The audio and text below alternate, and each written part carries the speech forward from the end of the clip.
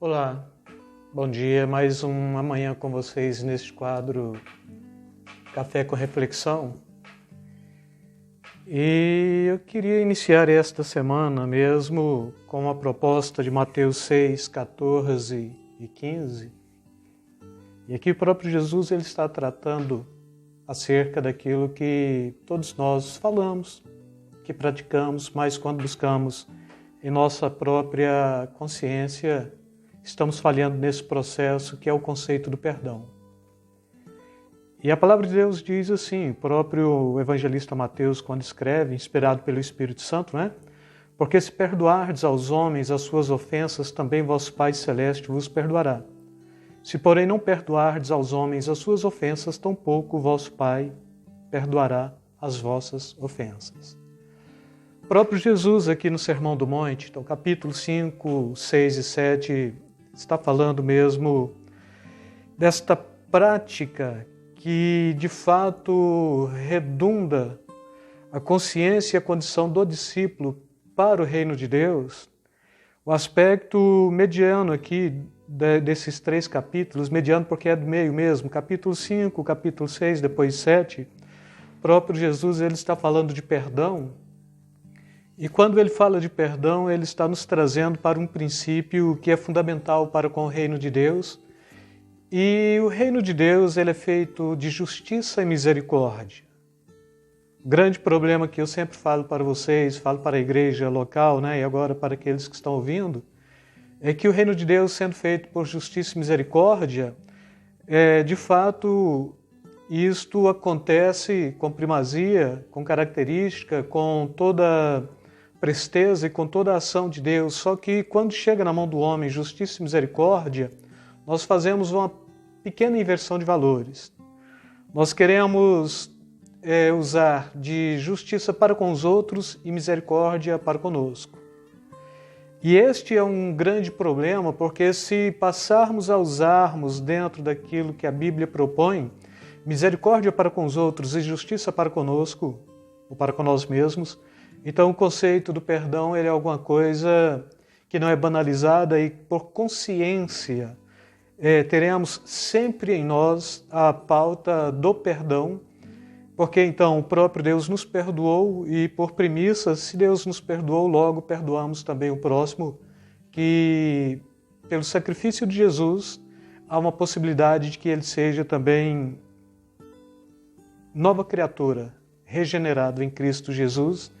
E quando fala-se do perdão, este perdão de Deus, ele vem mediante a graça, a misericórdia de Deus vem mediante a graça, mas quando se fala de perdão do cristão para com o outro, isto é uma atitude que eu diria de esforço contínuo.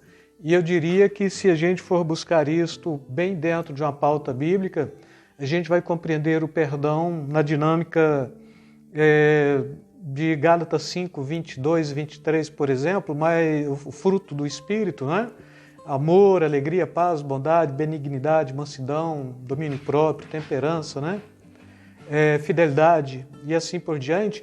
Mas a gente vai pegar também esse conceito de que se temos em nós a capacidade de exercitar no Espírito o perdão, este perdão com muita facilidade ele será desenvolvido para com o próximo.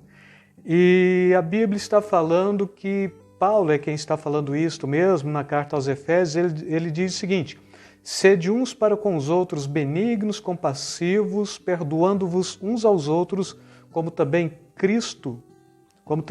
Deus em Cristo vos perdoou.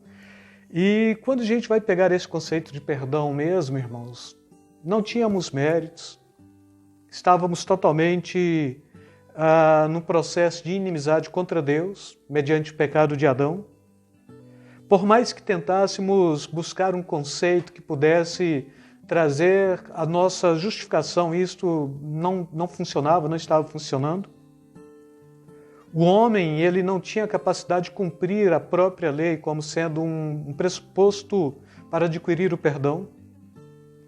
E a graça de Deus vem mais ou menos assim, Ele envia o seu próprio Filho, e aí graça a gente já traduz mesmo como favor imerecido, mas Ele envia o seu próprio Filho para cumprir aquilo que éramos incapazes de cumprirmos, e para, em si cumprindo no seu corpo tudo aquilo que não tínhamos capacidade de cumprirmos, então nos justificar, porque Ele, como homem perfeito, fez aquilo que precisava ser feito, e como Deus perfeito pôde nos redimir. E aí, mais uma vez, Romanos está falando, morreu pelos nossos pecados, ressuscitou para a nossa transgressão. E neste conceito do perdão, quando estamos falando justamente do perdão, uma das grandes barreiras que impede as nossas orações, o que impede de Deus ouvir as nossas orações, é quando de fato guardamos rancor, é quando de fato guardamos ressentimento em nossa alma, é quando de fato temos em nós o conceito da justiça, que não podemos praticar pelas nossas próprias mãos, mas praticamos na própria existência, na nossa própria alma, na nossa mente, contra aquele outro, contra aquele que a gente olha e acha que ele não é digno e nem merecedor do reino de Deus. E se a gente guarda isso, se a gente guarda esta justiça humana, né?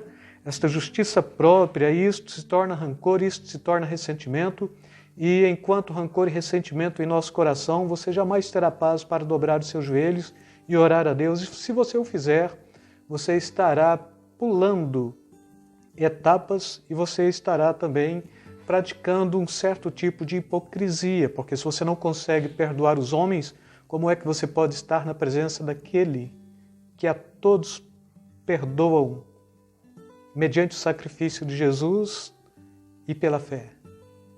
Não é? Pela graça sois salvos mediante a fé, e isso não vem de vós, é dom de Deus, não das obras, para que ninguém se glorie. E nesse contexto, então, que devemos compreender que se o perdão ele é o argumento principal usado por Deus na pessoa de Cristo Jesus e aplicada no coração do crente pelo Espírito Santo, devemos compreender que o perdão ele é esta atitude, esta postura do próprio Deus na pessoa do Pai, do Filho e do Espírito Santo.